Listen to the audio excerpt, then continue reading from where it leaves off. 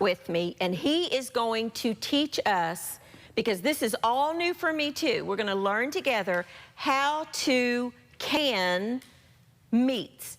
I've never ever done this. I'm gonna preface it by saying that. Now, many of you have seen the program that I did years ago with my mother where we canned tomatoes. And that's the most popular program I've ever done. And so I know that many of you, like myself, are interested in learning how to preserve our food supply. So that's what we're gonna do today. And he's a pro. So I'm gonna learn, you're gonna learn, we're gonna do this together. Thank you for coming and doing this with us. I'm glad to be here with my sister in the Lord. The thing about canning meat is this, you can eat it 3 years later, 4 years later. It's the only thing, like I told you, USDA says this is the safest way to can meat. Okay. Not only that, if you don't want to come in and have to cook, you come in, open the jar, and it's cooked. And it's ready to go. And it's ready to go. The ultimate convenience food. Right, right. Plus, everybody has their own taste. Yeah. So when we can the beef today and the chicken today, I'm just going to add my taste, and we'll kind of divide it up. Those that's watching may have a different taste buds, so they want to add something to the jar that's going to change the flavor to their liking. Okay. That's the key. And the way I go back to the old. And the reason I go back to the old is because I never lost a jar. That says a lot. And it works. Yeah. And so even one time I opened a can of deer meat, and I'm thinking it was 8 years. It was still good. Now the nutritions, you lose some of the nutritions. Yeah. But it goes to show you that canning is a good way to do it. You know, and Steve, with a lot of people, because I hear from you, and the same with us, the four of us, a lot of people, you have limits on your dietary things, and this way you control what's going in your food. Because if you go to the store and you buy the prepackaged meals, let's say, in the freezer or whatever department, it's full of chemicals. It's full of a lot of things that maybe you don't want to eat or don't need to eat, or just, it just is not good for you. Whereas this, I like what you said, you can customize it to what you like. Now, I'm going on his expertise, and I bought the things that he has used so that we can learn and do this together, because, again, I've never done this, so I'm excited to learn. Well, this is an old Presto canner. I told you the history behind it. This is very old, given to me. You got to have one of these. Or, maybe you probably can't get one exactly like that, but this is his. But you can still get the pressure canners, and that's a key for this particular canning technique. And we'll start with safety first. Absolutely, yeah. When you're canning and you've got it on, you do not take phone calls because you may forget. Because you have a pressure gauge, you watch it. You very seldom ever hear of one of these exploding, and if it did, it's someone who was chasing, like I told you, the neighbor's dog. They forgot about the pressure. Even at that, you have a safety thing here that will pop out. Oh, okay. And we're going to see this. We're actually going to do the whole process with and you. So it's really safe. Some people, they think it's going to explode. Yeah. I would rather can in this than I would put air in a tar. You got more control here. Well, you got more control. Plus, I had one to blow up on me one time that like scared me to death. A tire? Oh yes.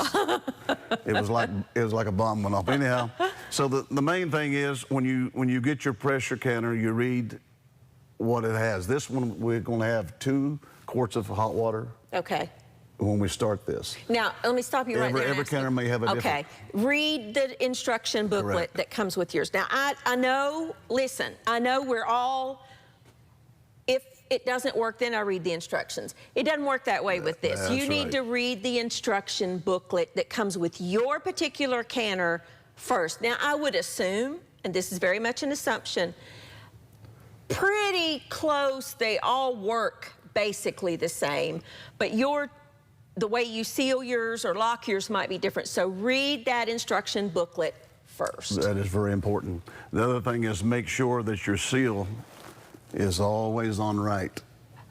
When you say seal, you mean this little, inside each one of the, and I know that because the Instant Pots have these, and the pressure cookers that we use on the stove tops have these. It's a little rubber type gasket that you need to make sure that's in there. So that's some of the safety things. The other thing is, I'll just show you a little of the tools. This is afterwards, because even after the pressure's gone and you've taken the cap off, usually because of the pressure, it will be boiling for another hour. So that thing's hot. Yeah, it's hot. And so you ease out. You have a place you set these, and this is for the quart jars. And you can buy. I've seen these. You can get these. Yes. At the Walmarts and Targets. Correct. You had mentioned something that I did not know. Tractor Supply has a lot of canning. I'm going to have to check that out, but Tractor Supplies have canning supplies. And I do know canning is making a comeback. Canning is it's having a revival, if you will, out of necessity anymore. I'm prejudiced. Once you eat beef out of the jar, I don't freeze beef no more. I mean, of course, everybody has their own taste and their own way. So in each one of these, we're going to do it just a little different. Okay. And we're going to go from step to step. This is sirloin. Sirloin that I bought, yes. Okay. It was on sale, so I bought it. We're going to can one with, what I do is, I can for 2 people, 1 jar for 2 people. So it means if you have a family of 4, quart jars. A quart jar. Yes, okay. That means if you have 6 people, you'll open 3 jars. Okay. You can by placing one of these steaks in the jar, which we will shortly. Okay. Or you can cube it, which we're going to do some. And then we're going to show you what you can add later after the canning. Because once you can this, then you, like I was telling you, you can add green beans, rice, noodles. Whatever you want, when you're preparing whatever your taste, right. Yes. All this is pre-cooked. Or you can just open up and eat as is. Okay. So we'll start, and what we'll do is we're going to go back to the old order. And the reason I say old order, because it has always worked for me. Okay.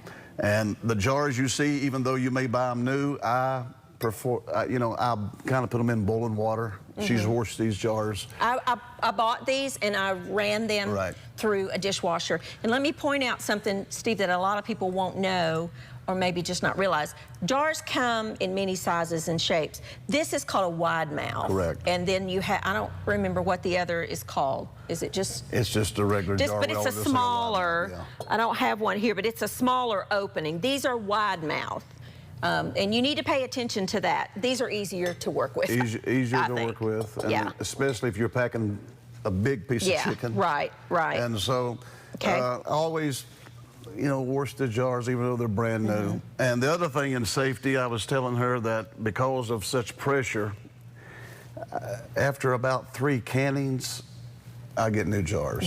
Now the old way, when you had a big wash tub, and you set them in, and they, it's a totally different law. And so, as long as there's jars available, you can keep your jars just in case. By that he means, like we would can these today, use the stuff up, use the same jars. Now, let's bring this up, because I do know this, because I can tomatoes and vegetables and things. You cannot reuse these. Cannot use the lids. You can reuse these. That's right. The rings. Yep. But you will have to buy new flaps. And that's one of the reasons that I wanted to point out is there's 2 sizes of these, so make sure you get the right size for your jar. That's correct. So, okay. So you can, with pressure canning, in the high pressure thing, you can reuse these up to like 3 times, and then you would want to get new jars. Like I told you, I have lost, because I've used them, sometimes went past 3. I think I've lost 5 over hundreds. Okay. And usually it don't explode. Usually the bottom just actually falls off. I don't know, do like it. A little, like you cut it with a saw. And so, all right. What we're going to do is we're going to start. We're going to get started. I'm excited. excited. I'm excited with to learn. the water for the pot. Oh, okay. Mine holds 2 quarts, so it'll be 2 quarts of hot water. I'm just gonna, this is warm. That's good. So we're just gonna add 2 quarts of hot water. And be If sure your to, tap water is not very hot, I'm actually gonna pour it out and warm up the jars to keep it. Yeah, that's fine. And like I said, read the manual, because the new canners may have 3 quarts. It may have. And it'll tell you how much to put in there? How much to add. Okay. So there's one. I'm gonna warm up my jars. Now, I ran these through the dishwasher. Yeah. You wanna make sure your jars are clean. Yeah, even though I buy new jars, I always put them through hot water and clean them. The old timers, they taught that, so. Now, your jars, you don't have to. I told you my nickname, right? Worst jar. All right, there's 2 quarts of water. And let me just say, because I find a lot of viewers, truly, we're learning this together. You wash the jars. I even wash my rings, but you don't wash the flaps. So just keep that in mind. A lot of us are new to this. Okay, that's the start. And so what we're going to... Do we need to turn that on yet? Or no? No, you don't have to. Okay, all right. Okay, what we're going to do is we're going to start with the steak. Okay. And 1 jar, because we're a little minute on the steak, we're going to can 1 with 1 steak. So I'll pick the biggest one. Yeah. And just put it in the jar. Yep. Okay. All right. Now, push it down in there? Yep. Okay. I usually use one of the little things that you... A little tamper? Yeah. I forgot to tell you. Listen, I'll find something. How about something like this? Anything. That'll work. Okay. Yep, I have used that. I'm just using a spoon. Right. Okay. All right. Okay. Now we're going to flavor. You can either flavor now, you can flavor when you start, you can flavor, whenever. Okay. Usually I actually flavor first, but we start with the beef. I can take that out, do we? Nope, okay. All right. Okay. Okay. We're going to put 1 big spoonful of the onions and carrots. All right. I just bought this pre-mixed up. I'll tell you what let's do. Let me grab a bowl so I can get it all mixed up, because it's in layers. Well, here's the thing. By the time you do all that, cutting up onions is best about like this. Yeah, you can chop your own if you want. To save time, I just got this. This is just diced up onion, celery, and carrot. It's called mirepoix, and you can find it in the grocery This stores. does so good for the flavoring of the meat, and you really don't have the onion taste, but you have a flavor that's... Yeah. Okay. Okay. So that I can mix it all up here. Mix it all up. Now, how much, or does it matter? It's up to you. Go ahead and put a big one in.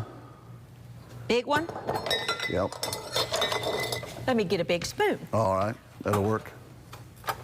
Because when you say big one, I want to do a big one. That might be too big. Let's see. That's fine. As long as we have enough for the rest, and I think we will. I think we will. Okay. Okay.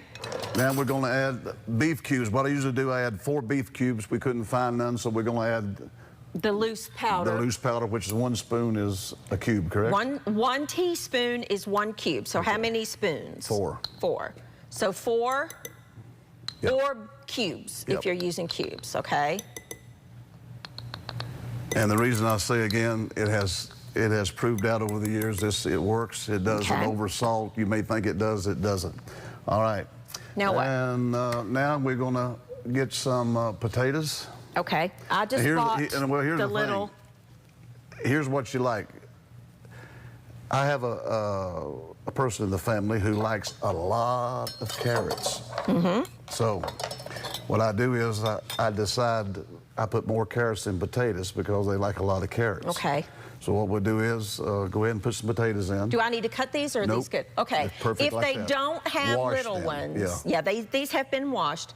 If they don't have the small ones, they can use regular Idaho potatoes and cut them up into bite sizes. These mix so nice, though. Okay, if you can so find we'll them. just do, I don't know.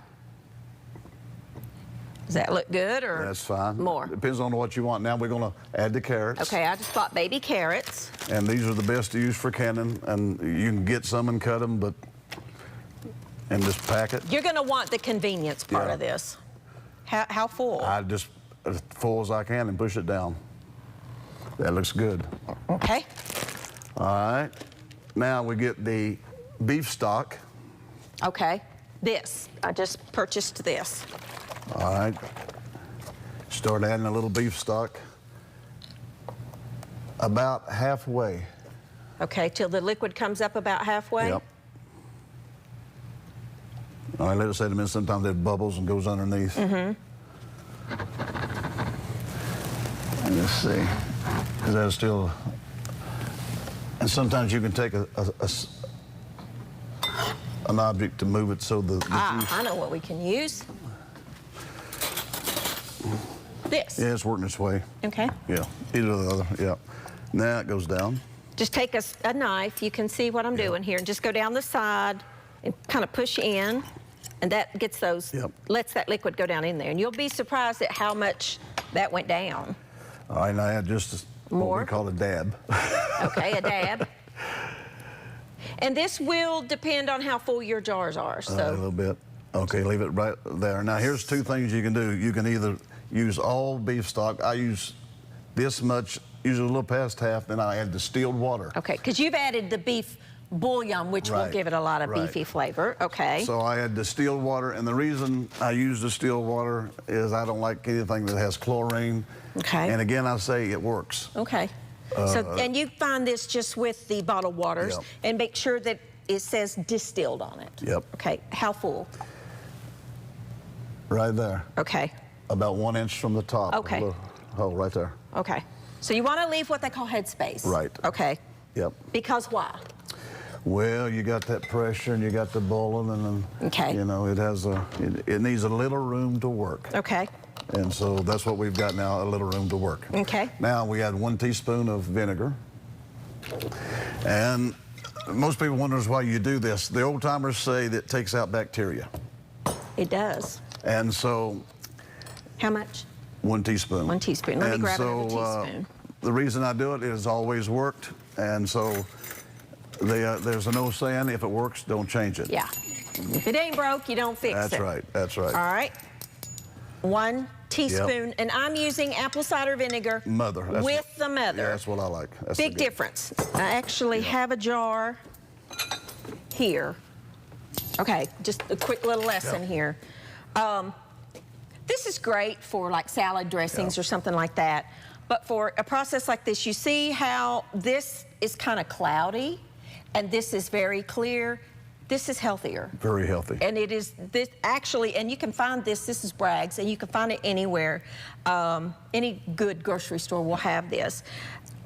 This has the culture in it, if you will. I actually drink that in water all the time. I like it in water. Yeah.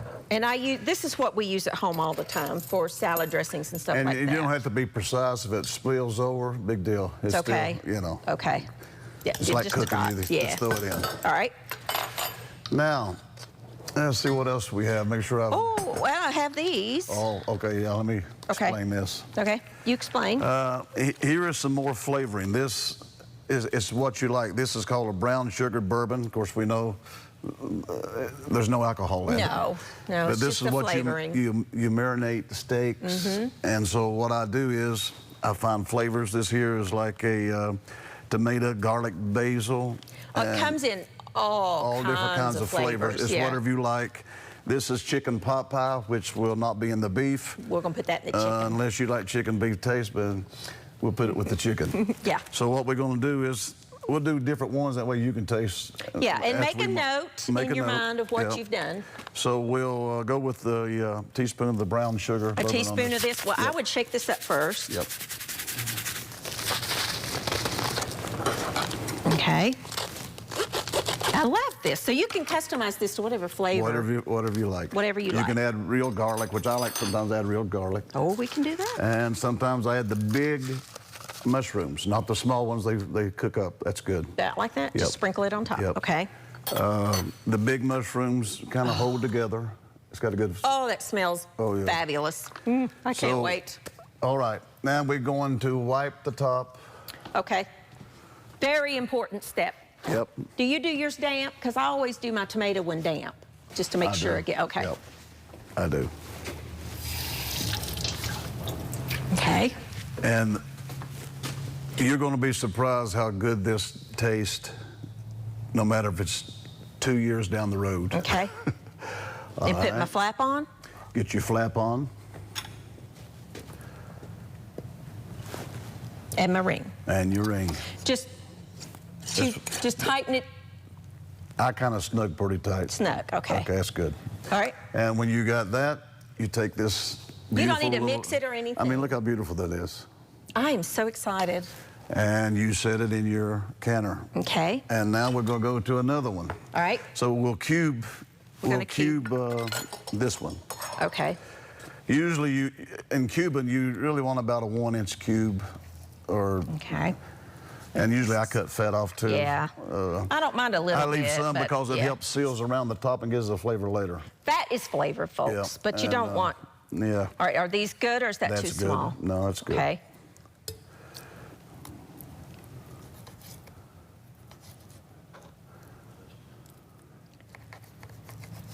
Okay, I can't use my little paring knife. I need a chef's knife. Whatever works. That is good. Yep. Now, see, in actuality, you could wait a minute. We're going to have. We could do 3 beef, probably. 3 beef and 4 chicken. Okay. Okay. Then we'll use half of this and this, another half. The other in the half, other jar. okay. Because this particular canner holds 7 quarts. 7 quarts. And you can, and I love that you can customize it. You could, doesn't have to be all beef. You can mix it, which is what we're going to do. Now you can pack that down. I'm just going to use my hand. That's okay. That's part of canning. Hands are your best tools, people. They really are. Clean hands, and I washed my hands. Yep. Let me wash them real quick since I touched the beef. Okay. Now we start flavoring again. This time, let's go ahead with a big spoon of the mixture. Okay. Yeah. Now, This do you is want the more? basis Do you want for- more carrots in this or more potatoes? You want to just load it with carrots, have beef and carrots? Yeah, let's do that one. Okay. And then we'll. Because you can, like I said, it's your liking. We're getting a lot of flavor out of that right there. This is, oh, love it. Okay, now we're going to add the beef. The beef. Yep. How many? 4. Okay. 1, 2, 3, 4. Okay. All right, now we're going to go with the beef stock. Okay. A little past half. Like I said, sometimes you can use the whole thing, but that's good. Let's take our knife and. Yeah, you can do that. You can really see by doing this, you can see that this allows that To go the underneath and juices all to around go there. down. Now, Okay. pack it with carrots. All right. You could use any. You could put cabbage. You could put anything you want in Anything here. you want.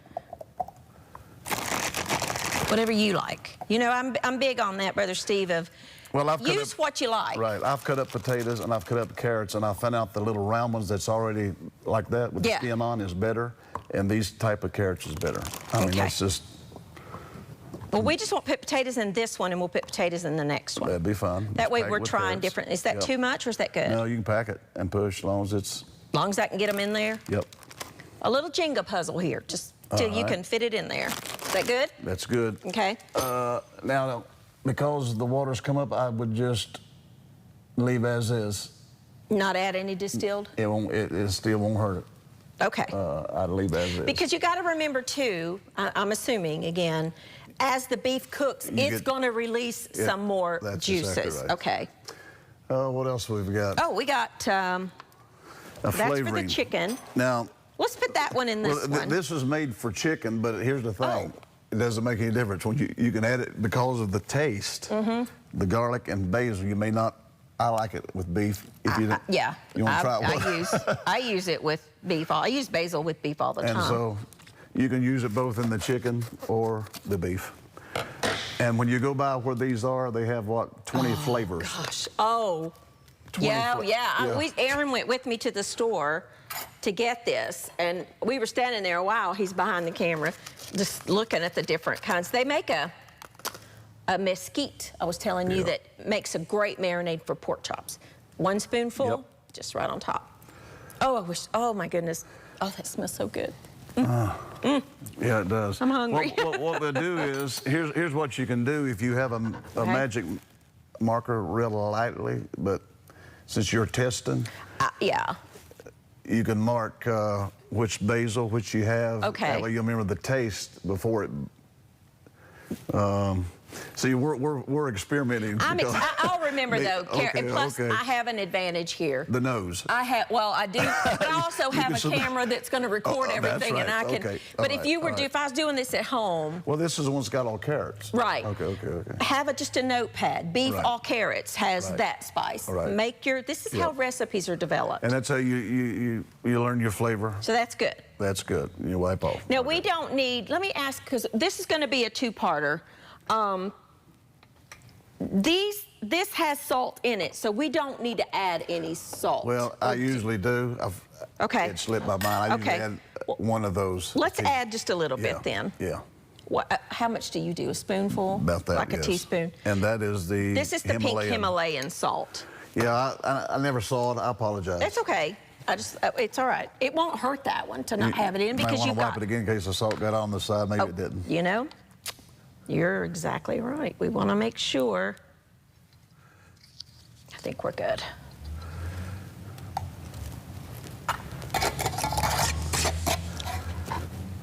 And just wrist tighten and then put it in there, okay? That looks eatable even though it's not. Oh, I'm so excited.